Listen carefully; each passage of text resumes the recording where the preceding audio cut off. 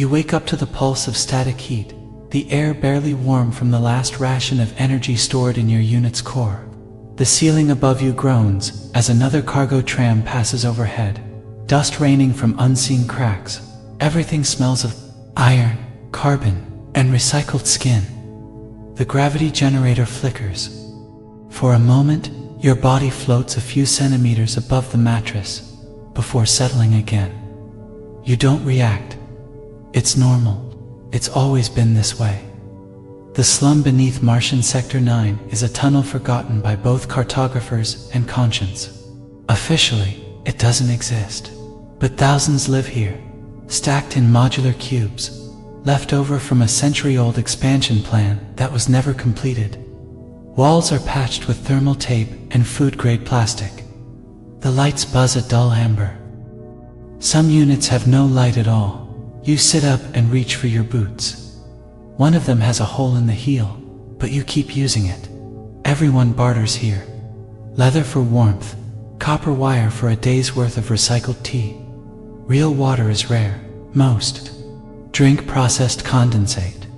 Bathing happens in sonic chambers if the community center hasn't rationed power again. The hum of the sonic waves vibrates through bone, lifting particles from skin in a sterile kind of cleanliness. As you step outside your unit, the corridor is dim. You nod silently to a neighbor with green glowing eyes, modified to see better in low light. She's holding a tray of reprinted food matter.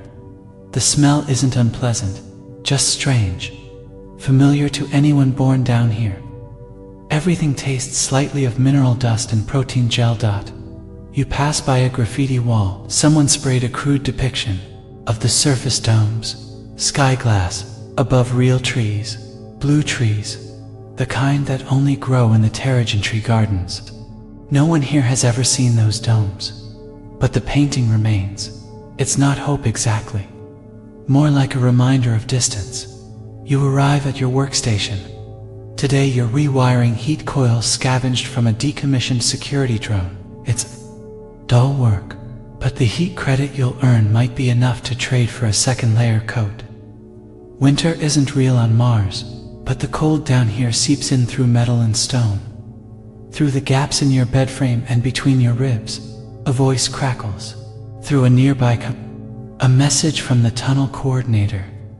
The gravity grid will be offline for 1 hour due to resource rerouting. People sigh. Some kids cheer. They like floating through the halls. But for the old ones, it's hard. The bones forget how to feel. Solid. You've seen them bruise just from drifting wrong. There's a girl in the corner corridor who plays music using a rusted magnetic field harp. You always stop to listen. The tones resonate through the tunnels like whale songs in a hollow. See no lyrics, no announcements, just resonance. A sound that makes you feel real for a moment. Like your molecules are more than survival. Your shift ends. You return, passing the canister wells. Someone's burning unauthorized biomass. It smells of scorched root and plastic. Dangerous but necessary. Warmth is warmth. You walk slowly, boots clanging softly on the grates. A group of teenagers is huddled around a memory shard device, sharing a hacked surface view, footage of Martian skies and real birds, imported from Earth. Their laughter echoes too loudly. They'll get reported if a drone hears. You make it. Back to your cube. You lie down. The gravity stutters again. For a second, your body is both light and heavy, like falling up. You close your eyes. You hear a drip from the pipe near your head, rhythmic like a heartbeat. Maybe it's your own, maybe not. This is life in the Martian slums. The space between breath and compression. The rhythm of forgotten people. The waiting and the quiet dreaming of a sky you'll never touch. Her name was never recorded in the census. No birth file, no audio imprint. She was born in the lowest tunnel beneath Mars Prime's slum grid, where light rarely reached and oxygen tasted faintly metallic. She could not speak, not from injury or illness, but simply because she had never needed to. In the world she lived in, silence was survival. You remember seeing her for the first time. A tiny shape wrapped in fiberweave, hunched beside a broken ventilation hatch. Eyes wide, reflecting light, like a nocturnal creature. She watched everything, always watching. They said she was mute, but she communicated through gesture, glance, and sequences of flickering light she programmed into scavenged panels. Her first invention was barely more than a pulsing blue circuit etched into a door frame. It was beautiful in its simplicity, blinking in patterns like breathing. The elders thought it was a toy, but the lights responded to sound. A whisper, a breath, a heart rate dot, and one day, they responded to pain. It began when the gravity failed in Sector 1 to C. A whole wing of residents began floating uncontrollably, crashing into each other, the walls, and low-hanging cables. Panic spread faster than the emergency relays could adapt. That's when the lights blinked. A pattern, fast, then slow. The door to the utility grid slid open, a door sealed shut for 40 years. Inside, the backup gravity node reactivated. No one understood how it happened. No one saw her touch a terminal. But she had been there, watching, listening, and somehow rewriting the dormant protocols of the Martian systems. Word spread like heat in a vacuum. The mute girl with flickering hands, the one who spoke in frequencies. By the time you visited her corridor again, it had changed. The walls shimmered faintly with flowing code, like bioluminescent veins. Colors shifted in slow waves, green for calm, blue for silence, red for danger. People began learning her language, not with mouths but with intention. She installed a series of light bridges between unstable tunnel sections. Where others saw broken railings and voids, she built neural lattice paths from scrap, creating walkways that adjusted to a person's balance. They glowed softly beneath every step. No command lines, no voices, just intention and pulse recognition. You remember the day she rewired the oxygen distribution for the lower levels. It had been failing for decades. Brown air, wet coughing. But she rerouted the flow, using only old conduits and a recycled mining processor core. The vents breathed again, quiet, clean, pressurized, and still. She never spoke. She lived alone. Deep in Tunnel J91, in a cube filled with data shards and old biosensor rings. Her walls pulsed like a heartbeat. Some said they could hear them whisper, not in sound, but in sensation, vibrations that made people cry for no clear reason. You once stood in her presence. She stared at you, and a light blinked once behind her. You felt it in your spine. Not fear, but recognition, like she knew you. Like she saw your memories floating behind your eyes. Children followed her. They called her the ghost programmer. Elders called her an echo of the terraformer gods. But she was just a girl, a Martian girl, born of shadow and rust. And she changed everything. You passed the corridor where she left her final message. It's still there, humming on the wall. A light sequence, always repeating. No one has ever decoded it, but it flickers with strange warmth.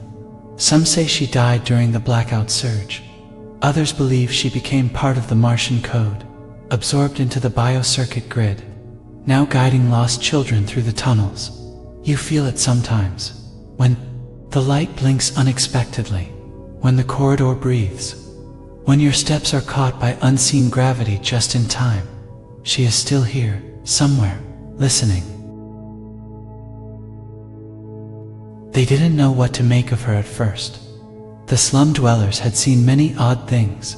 Children born with brittle bones from radiation pockets, scavengers with half-metal limbs, even people who claimed to dream in binary. But she was different. Not just because she couldn't speak, but because she never tried to.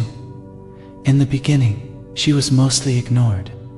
Just another tunnel-born kid left to survive among scrap, mold, and low-frequency noise. She moved like wind, slipping through maintenance shafts, vanishing behind thick panels of faded alloy. People called her the crawl shadow. Sometimes they'd leave extra nutrient bars near her pipe nest, out of pity. She never took them. Or perhaps, she already had enough. It wasn't until her light language appeared that the community began to shift. An old technician named Braxer was the first to recognize it wasn't random. He had worked on failed Martian AI programs in his youth, before he was exiled to the tunnels. The pulse patterns she etched reminded him of machine poetry, the kind written by rogue processors right before the fourth Martian software ban. He tried to communicate with her once, placed his hand on a terminal, sent back a response using legacy code. She didn't reply in data. She blinked once, just once, but Braxer cried. He said it was like being forgiven. As the months passed, more people began to notice her, not just for what she fixed, but how she made them feel. Disputes calmed in her presence. Electrical surges died down when she walked by. Even the tunnel rats, aggressive and blind, stayed clear of her scent trail. They began to offer her gifts, not currency that meant nothing to her, but memory shards, harmonics, even old songs recorded on cracked audio stones. In return, she left responses in light, cascading colors that matched the emotion encoded in the shard. If your recording was of sorrow, the lights turned deep violet, pulsing slowly like a grieving heartbeat. For joy they flickered gold, high and thin. She taught without speaking. A whole generation of tunnel children learned how to feel in code, how to sense the shift in electromagnetic emotion. They began to touch the walls to communicate, their fingers trailing in silence, letting emotion ripple out through copper veins and back again. No one knew who her parents were. Some claimed she was the last daughter of a forbidden union between a surface Terrigentry data priest and a tunnel-born empath. That kind of pairing was impossible by law. But old stories say one of the priests disappeared decades ago after falling in love with a Martian outcast. Others whispered that she was not born, but awakened a leftover strand of artificial womb code that grew into something else inside a biopod never meant to open. Whatever the truth, the elders protected her, quietly, indirectly. When the grid supervisors tried to send in a scout drone to map her territory, the drone shorted mid-flight. No one spoke of sabotage, but the message was clear. She aged slowly, or perhaps the slum simply measured time differently. By her 12th year, she had become myth. When the pipes sang a rare acoustic effect of pressure differentials, people believed it was her voice, reaching into their dreams. Some even claimed to see her in dreams, surrounded by auroras of blue light, guiding them through collapsed tunnels or toward fresh air vents they never knew existed. One man, a soft-spoken recycler named Ejin, was said to have loved her. He never claimed it aloud, but he left gifts at the corridor junction every soul. Feathers of Martian dustbirds, fragments of cracked mirrors, and once a preserved note written in ancient earth glyphs. A love letter that never asked for reply. She took the note. 3 days later, his corridor lights danced in spirals he had never seen before. A private light show that seemed to sync with his heartbeat. He never spoke of it, but he stopped leaving gifts. He didn't need to anymore. She never stayed in one place long, but her influence spread. Her circuits, her silence, her choices, they rewrote the emotional blueprint of life beneath Mars Prime. People fought less, helped more, became attuned. Even the animals changed. Tunnel lizards began to gather near her energy nodes, resting quietly in her soft glows. Plants, long thought impossible to grow underground, began sprouting in the forgotten algae tanks she restored. She didn't feed them. She simply adjusted the light. And then one cycle, she vanished. No announcement, no final light show. Just absence. Some say she became the code, finally merging with the core of the Martian grid. Others believe she found a passage to the surface and became a Terrigentry ghost. haunting the hanging gardens with bare footsteps and silent data. But those who lived in the slums, those who remember, say this: she didn't leave. She became everything, in every blink of corridor light, in every gentle hum before sleep, in the way silence now feels like company. They still leave messages for her, sometimes not in words, but in color and warmth. Red thread braided into copper pipes, fingers trailing through soft glows, quiet thanks whispered through walls. Because she, the girl who rewired Mars, did not fix machines. She healed the broken frequency of being forgotten and rewrote a world with light. She did not smile often, not because she lacked joy, but because her joy flowed in different ways. Light across metal, warmth in cold places, small flickers of comfort planted like seeds in a garden no one saw. She would sit for hours, completely still, next to an exposed power node, watching, not adjusting, just listening to the hum of the grid. Like it was alive, like it was telling her something. Most people mistook her silence for emptiness, but inside her was a vastness, not the kind that demands space, the kind that contains it. She remembered everything, each face she saw, each vibration in a rusted wall, each color in a crackling light panel. She memorized warmth patterns, cataloged sadness through breath, noticed the difference between a lie and a tired truth by the way pupils dilated in low light.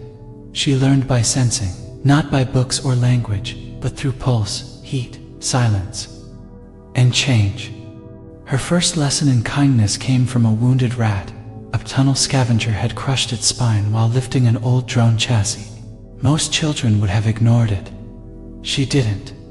She knelt beside the creature, cupped her small hands beneath its trembling body, and carried it to her corner of glowing wires. For 3 days, she calibrated warmth, filtered air, and redirected energy into a micro-cradle made from discarded thermal pads. The rat never moved again, but it stopped shivering. Its heartbeat stabilized. It slept for hours under her care, dying slowly, gently, without fear. The day it passed, she carried its body to the lowest corner of the tunnel, where water trickled from a condensation pipe. She buried it with her fingers, not because she was told to, but because it felt right. That was how she learned mourning. Later, when she saw an old woman crying in silence, after losing her only son to a collapsing shaft, the girl touched her wrist, said nothing, just touched, and blinked. Twice, one slow, one fast. The woman wept harder, then breathed, then slept. That was how the girl rewired emotion through closeness without pressure. Through presence, not intrusion. She could not speak, but she had language far older than words. She never ate near others, always in private, often in the dark, not from shame but because she listened to food. The hum of nutrient gel, the bubble of reused water, the crackle of energy and rehydrated fiber. She said nothing aloud, but she knew when food was dying, knew how to keep it alive longer. When her stomach growled, she would hum low, throat-deep tones that vibrated through her chest and echoed down her spine. It wasn't music, it was something else, a form of synchronization, her body tuning, with its own lag. The first time she rewired a broken drone, she was 8. The drone had been part of a security sweep, stripped by tunnel thieves. Its mind core was damaged, its body cracked. She sat with it for 6 days, never powered it on, just laid wires beside it, touched them, rearranged them like she was building a puzzle with no image. Then on the 7th day, the drone blinked, not. With its old red sensors, those were gone. But with new light, soft white. The drone didn't move, but it hummed a frequency that made the tunnel's walls glow faintly. She never used it as a servant. She let it float behind her. Silent, reprogrammed not for control, but for comfort, it became her shadow. The slum children named it Solace. One day, a fire broke out in vent sector K. Recycled oil had spilled, ignited by a solar surge from the old panels. Panic swept the level. No one knew how to extinguish it. The emergency flood pumps were dry. She walked into the flame without a mask. No hesitation, no drama. She stood in the heat and closed her eyes.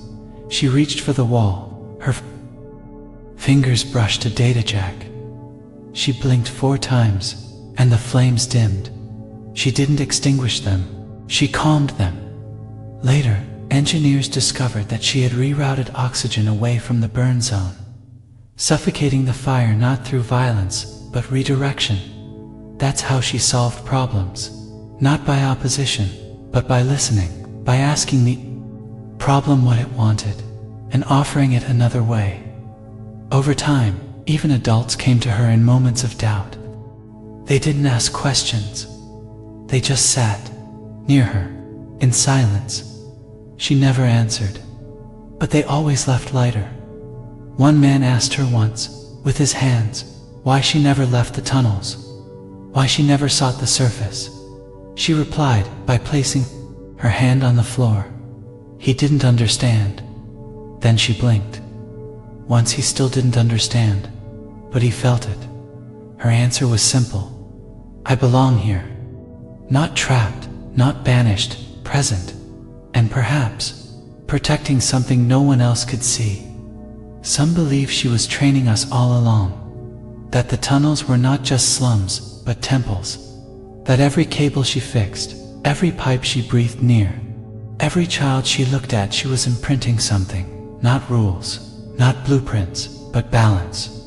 Equilibrium in a place built from imbalance. That was her gift, not light, but alignment. And so even now, long after she vanished, people still pause when their lights flicker, still hum to themselves before eating, still touch walls before speaking.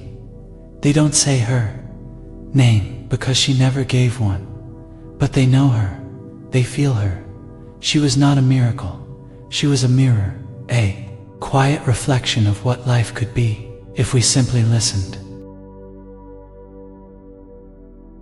You sit near a vent, knees folded to your chest. The air is warm, pulsing faintly like breath.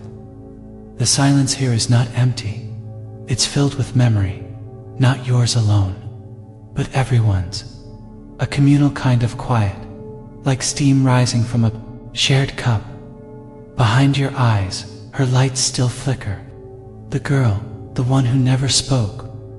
You remember not her face, but her presence. The way the air changed when she was near, softer, charged.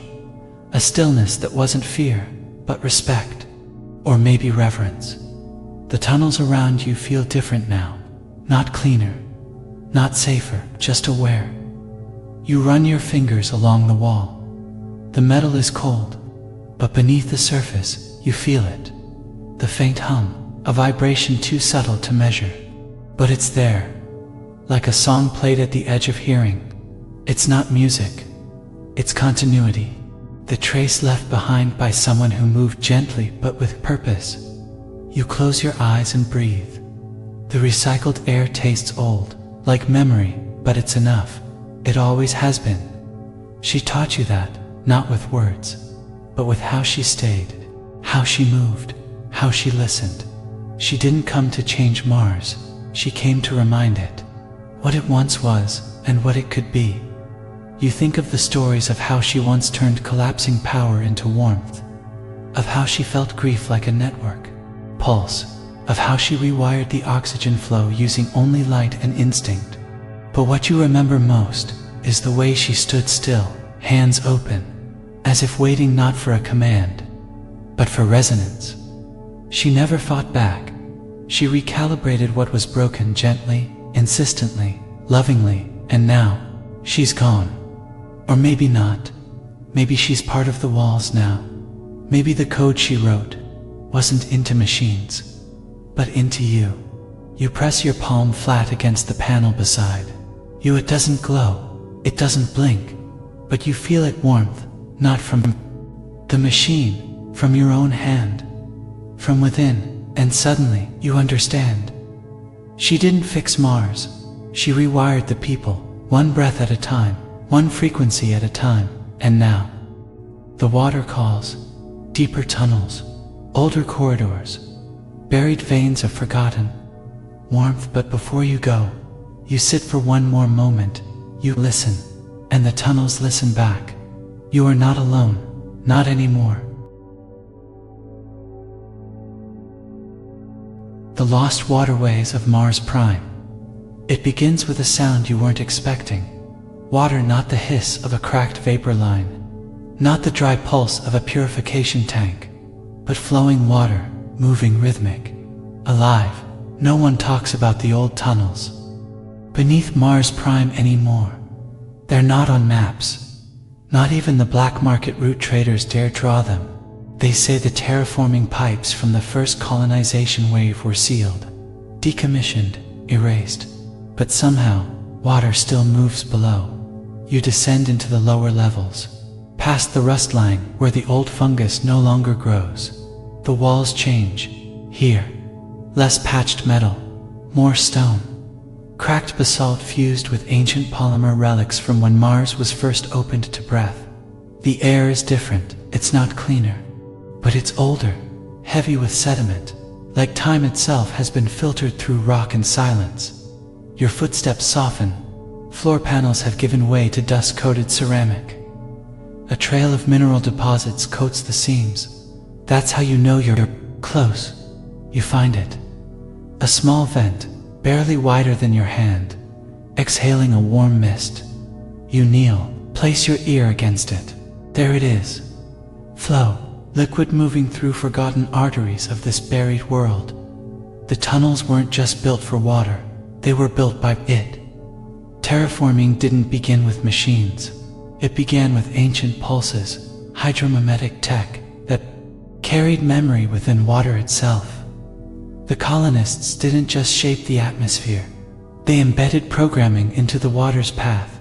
Instructions, songs, algorithms written in molecular vibration, and over centuries, those instructions drifted, changed, forgotten, but the water never stopped moving. You crawl into the duct, following the warmth. The light is gone now, just your own breath, steady and slow. And the deeper you go, the more the tunnel opens, like a lung, widening. You step into a chamber where the ceiling has collapsed inward, revealing a pool. It shimmers, not with light, with memory. You kneel beside it. The water is thick with trace minerals, rich red from oxidized basalt, and it pulses like a heartbeat. Ripples move inwards, not outwards, as if the center is drinking the edges. You reach forward, not to touch, just to feel, and in that moment, the whisper begins, not in words, not even in thoughts, but in sensation. You feel the warmth of a childhood you never lived, a hand holding yours in a tunnel before your birth. You feel grief for someone you've never met, lost before Mars even knew your name. You feel triumph. You feel failure. You feel longing, ancient and familiar. This pool remembers everyone. It is not just water, it is a record, an archive hidden from the Terrigen tree and from the machines, and something is still curating it. You sit at the edge, eyes half closed, letting the hum of buried history flow into your chest. You see images behind your eyelids, the original terraformers, walking barefoot in sealed suits, carrying seeds and sound. You see the girl again, the one who rewired Mars, not as a child, but as a pattern. Her light embedded in the ceiling, gently animating the archways with pulsing strands. She was here. Maybe she still is.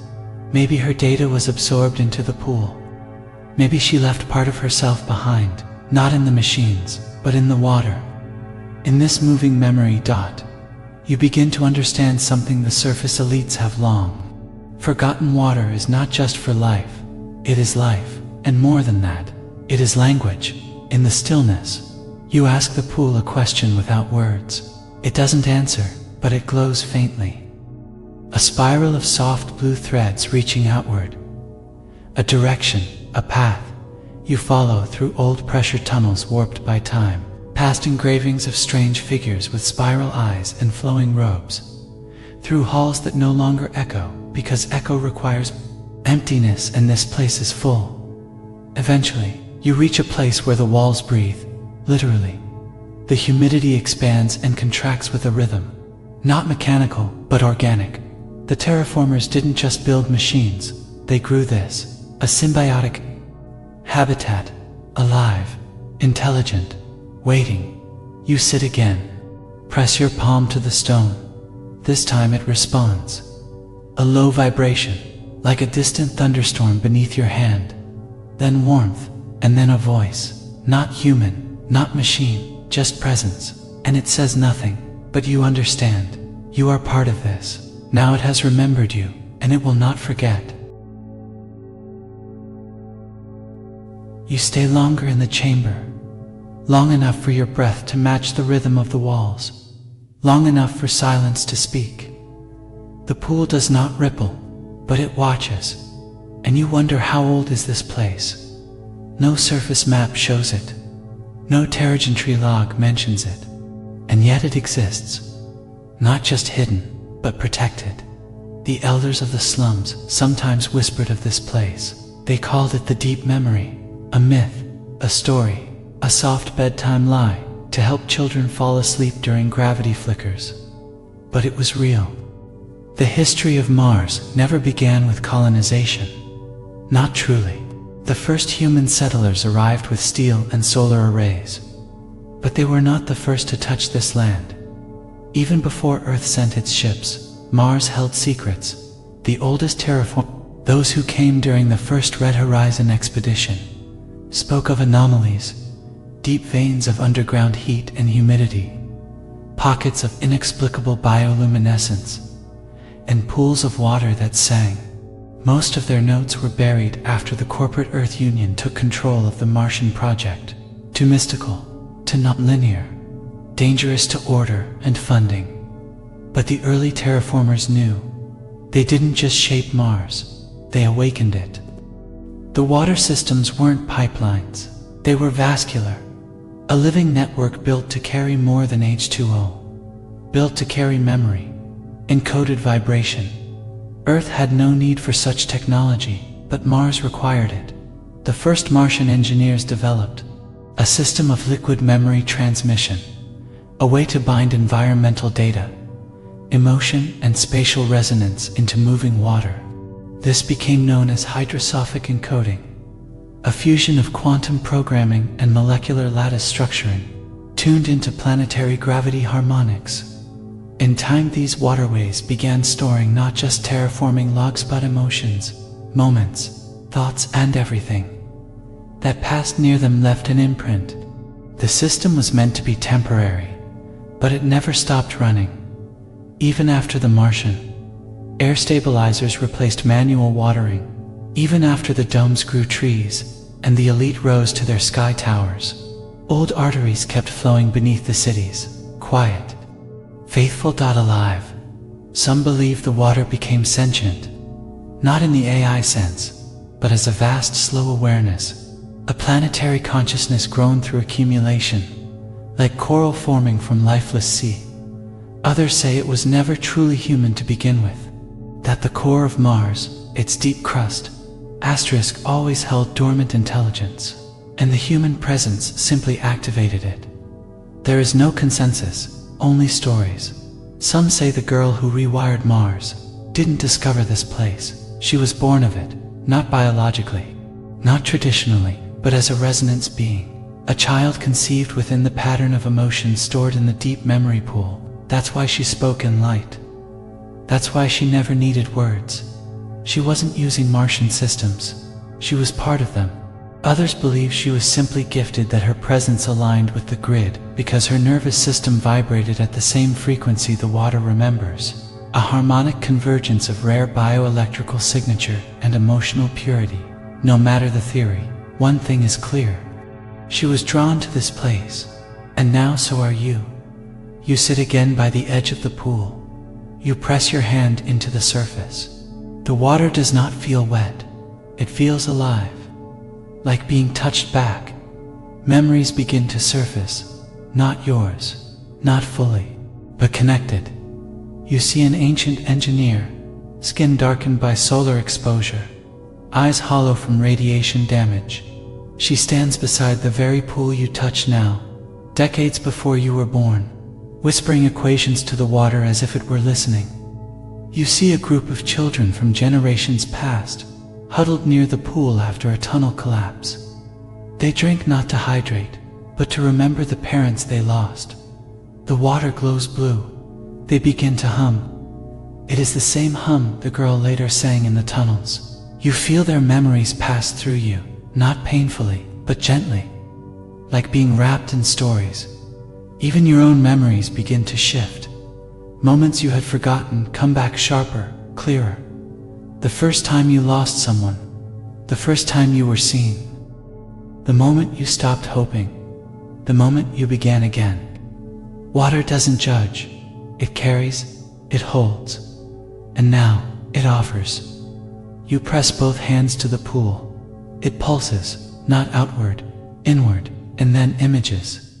A network map, not visual, felt, the veins of Mars, the secret warmth tunnels, the pulsed lattice, the buried biolights. You see how it all connects. To power, to silence. To her, she came here. She left something behind, not her body, but her pattern. You hear it now, a low harmonic encoded into the current. It's her hum, the one she used to calm the oxygen fires, embedded forever in the flow. And then you feel yourself start to resonate. It's not possession, it's inheritance. You are not her, but part of her is now in you, because you listened, because you remembered, and because the water chose you. You stand slowly, the walls throb softly. You feel taller, not in height, in presence. And as you walk back through the warm tunnels, you leave footprints that glow faintly behind you, not for others to follow, but for the deep memory to keep forever.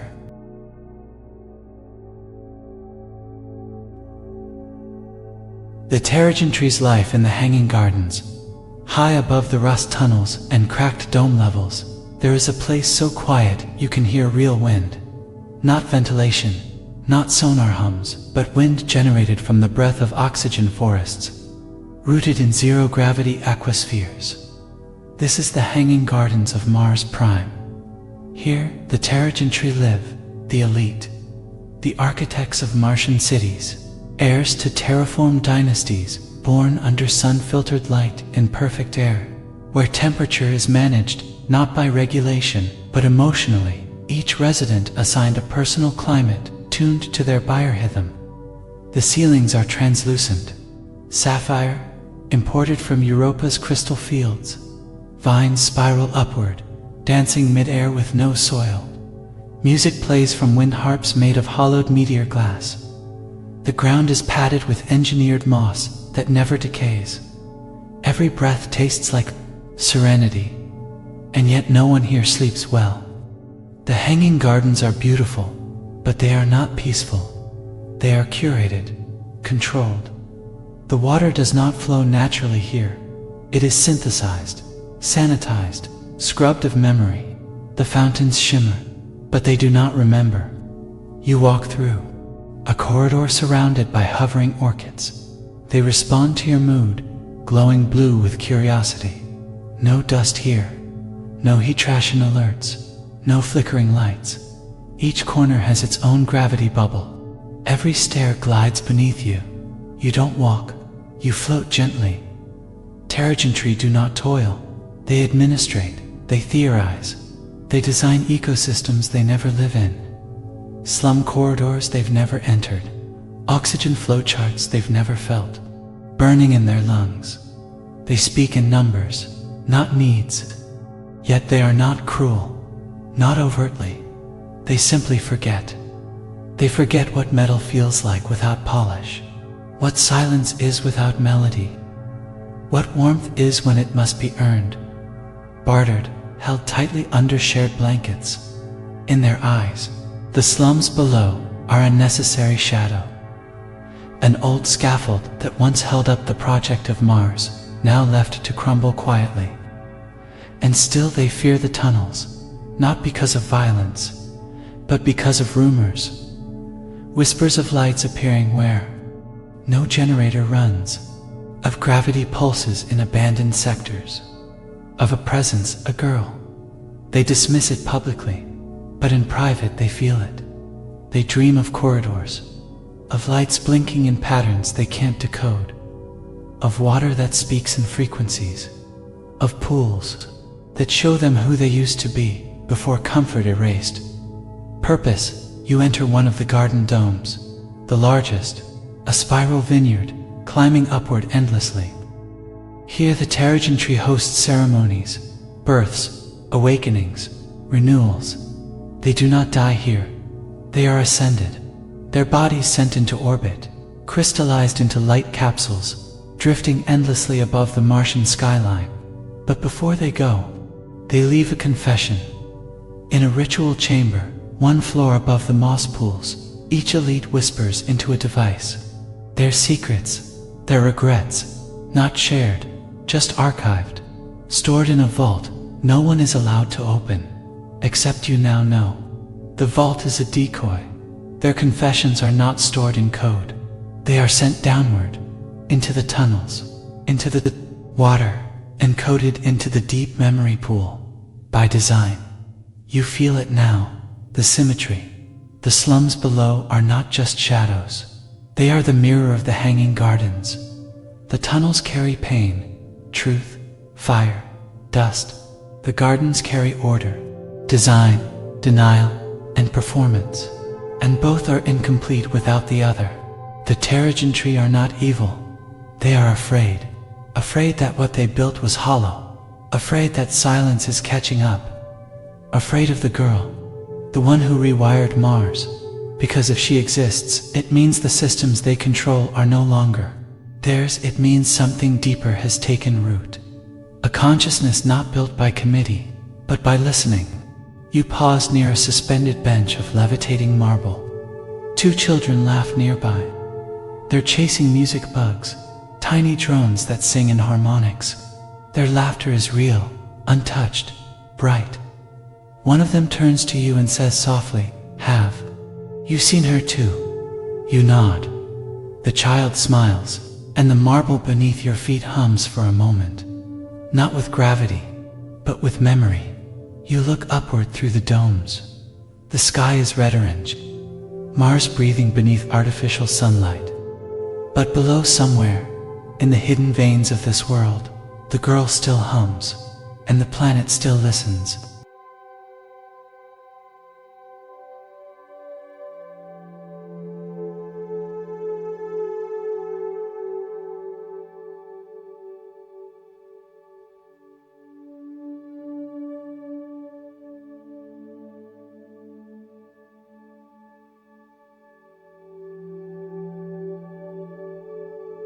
As you drift now into deeper rest, let the warmth of the water remain with you.